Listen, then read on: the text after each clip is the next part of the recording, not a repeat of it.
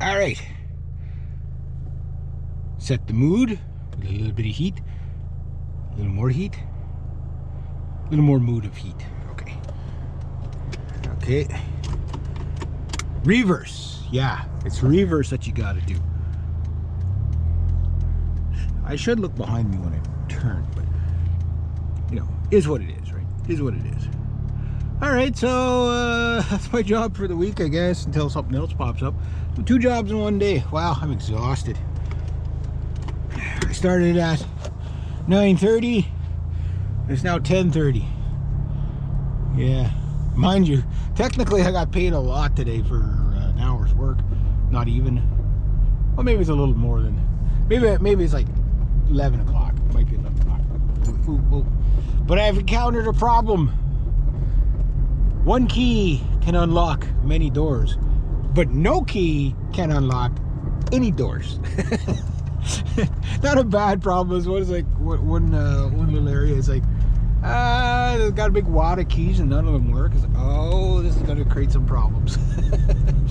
nothing that can't be dealt with, but it's just a pain in the ass. You know, he's like, oh, why? That's not how I'm supposed to start 2024 off. You know what I mean? Ah, well. Anyway, so I might have some scrap metal here in the spring. They're trying to sell the place, eh? I don't see the for sale side. I wonder if they sold it. That place needs a lot of work. Oh, I should go on my side of the road. Question mark. Question mark. Some of my subscribers are like, Reg, you're going to crash one of these days. You know? You probably aren't going to be right. Yeah. Yeah. It's like, it's funny, like, the way I drive up here, okay, like, you know, like, really, the way people drive up here, it's like very country boy, relaxed, you know. Like I say, you wander around the road a bit, you know, you're usually pretty good.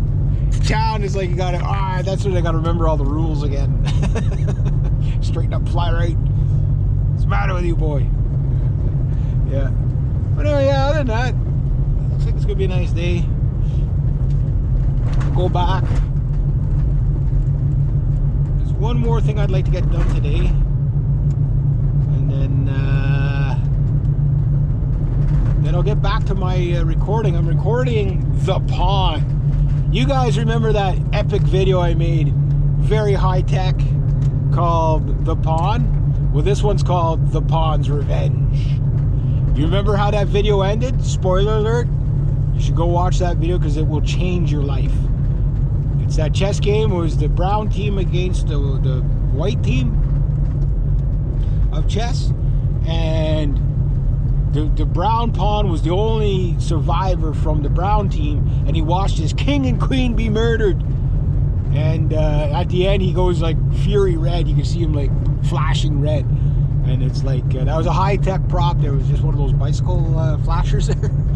So anyway, today I'm going to make a little video, and he's going to get his revenge on the other pawns. We'll see how it turns out.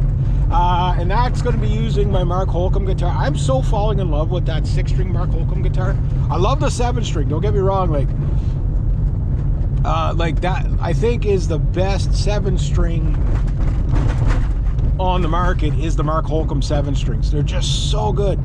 Especially the earlier version that I have that has the Alpha and Omega pickups. Like if you want to peel the paint off the walls and shake the foundation, that's the guitar. But that other guitar, the 6-string version, which is also pretty epic, comes in drop C. Drop C. I was going to say drop C standard. Well, drop C isn't standard. But there's C standard and then there's drop C. So it comes in drop C. But I've been messing around with this new tuning. It's C, G, C, G, G, D. That's the tuning. If you want to hear it, it takes like, if you've ever heard Dadgad tuning, we'll call it, that's the Irishman's tune in there. It's a really lovely tuning for acoustic guitars. It just sounds so good. It sounds really cool on electrics too. But this tuning, if I ever put a 12-string in that, it's like the clouds will open up, the angels will be singing. Like it's just, it's epic. And yeah, what a great tuning. What a great tuning. Like you got to kind of really think about where everything is, though. Kind of like, remember your music theory? It's like, I got to do this now to do that. You know what I mean? But it's just, it's so drony. You've got all these like droning G's. It creates these incredible chord voicings that are, yeah. You know, I should be a multi-millionaire as a musician. Like, how am I? Like, how many musicians are there like me? You know what I mean? Like, just so much talent. I'm not tooting my own horn, but I know I can come up with some pretty cool stuff. I know the stuff I put out is really basic and bland because the drum machine is born. But, you know, like, if you were to ever hear me with a really good drummer and bass player and well rehearsed, the first thing you'll notice is how epically good the bands I was in, how good they sound. You know, like when you see me at the jam nights and stuff like that, you know, it's good, you know, whatever. But when I'm like jamming with people, it's like, okay, well, nobody's met we don't even know each other's names. Okay, we're just gonna do a blues jam. You know, it's always that same blues jam, and just staying in 2 chords, E and A or whatever, just E, A, and D maybe or whatever. You know, like, you know, a 1-3-5 chord progression. Keep it really simple, whatever. But if I ever get my progressive metal stuff, yeah, you're gonna hear like Nightwish meets Epica meets Iron Maiden meets you know what I mean? Like, you're gonna hear some really, really cool stuff. I find though, not that I'm the biggest Periphery fan. I can't name all their tunes, but the stuff I've lit, like, if you want, I think their best Periphery tune right now is Wax Wings. That song is so good, whether it's the instrumental one or the one with the lyrics, doesn't matter. Great tune. And the other one is a really fucked up video. It's called, sorry for the language there, but it's called Scarlet. I like that one, but like I'd like to have the video explained to me, because it's really, really, really weird. It's kind of like something really stupid that I'd do.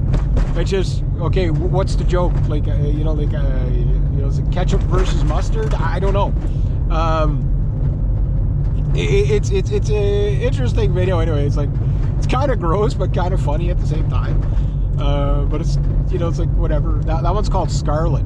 But anyway, so I listened to Mark Holcomb play, you know, and I like his interviews and stuff like that, where he demos his guitars. I just love the guy's playing, right? And I'm starting to get into what he's thinking. Like the way, like with the drop tunings and all that. And I've done drop tunings all my life, but I've always usually been in standard tuning, just because whenever you go to a jam night, everybody's in A440 or E standard, the same thing, tuning, right? Make sure no big truck's coming. And the thing is that when you use different tunings, like for writing original songs, I don't want to be in standard tuning. Standard tuning is really cool, but it's actually a lot harder to play in standard tuning for most things, because when you tune, and this is like folk guitar players, like think like Leona Boyd, or Leona Boyd, yeah, Leona Boyd or whatever. Every song she did was in a drop tuning. Like her concerts, like she only plays about an hour's worth of music, but she does like about an hour's worth of tuning, because every song's in a different tuning, rather than having a guitar for each tuning. You know, it's like, wait, I gotta tune my guitar. But she does these lovely tunings, right? Well, metal guys are kind of like that. With Periphery, they mainly use double drop A, open C, and which open C is like kind of like the safe drop tuning, where you could still play jam with somebody in a standard tuning while you're in the drop C. You just got to think 2 steps up. You know what I mean? And 3 steps up on the E string. But yeah, you can do it, right?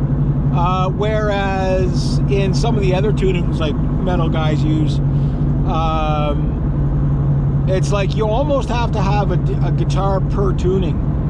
Hey, that guy had an imposter silver pellet. Who is that imposter imitating my car? How dare they? How dare you? You have stolen my dreams.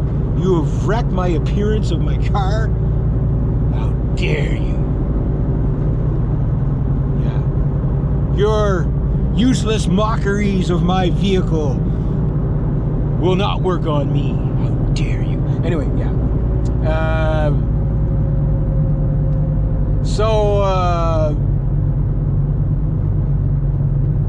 Anyway, yeah, drop tunings.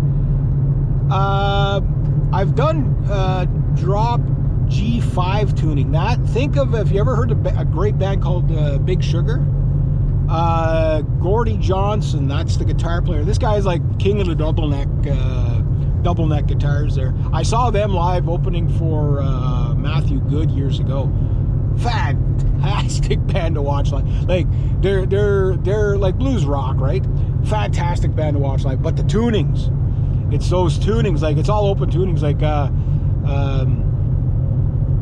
Digging a Hole. That song, that is an awesome tune. Another band I really liked was Headstones. Big Sugar and Headstones. Like in the blues rock category, I think those two bands, they just kill it, right? But yeah, like Gordy Johnson was explaining, like, you know, like, well, the drop tuning allows you to do like one finger chords. Devin Townsend, he mainly uses drop B standard and drop open C tuning, not drop C, but open C tuning. And I was going for a drop open C tuning, but I ended up accidentally doing this other, yeah, I call it the So Good tuning, because I thought about it. It's like, whoa, that is an open C. I'm a step down from that.